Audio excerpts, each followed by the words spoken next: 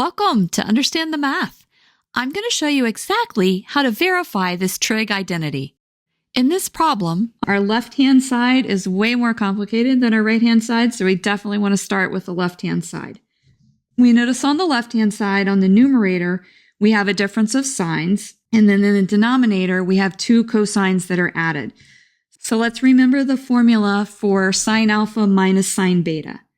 We have sine alpha minus sine beta is going to equal 2 times cosine alpha plus beta divided by 2 times sine alpha minus beta divided by 2.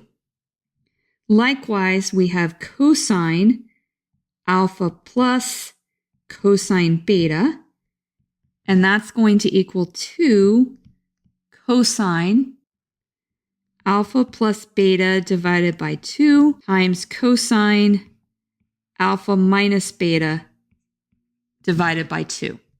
Let's then make a note that alpha is 3x and beta is equal to x, and we can plug these in. So sine 3x minus sine x is going to be 2 cosine. Alpha is 3x, beta is x, divided by 2 times sine.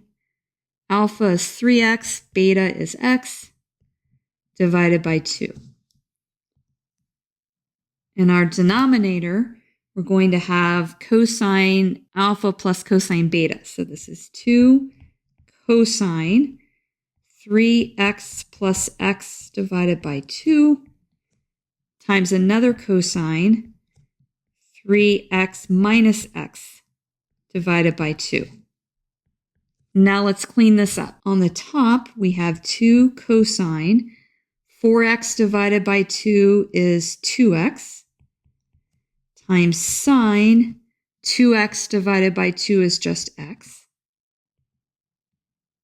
And then the denominator, we have 2 cosine 2x already. That's great. We see that something's going to cancel.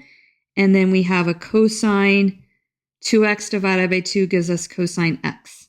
So let's cancel these terms. And we're left with a sine over cosine, which is tangent. So we're in good shape. We have a tangent on the left and a tangent on the right. If this video has been helpful to you, please consider subscribing to my channel. Keep believing in yourself and have a great rest of your day.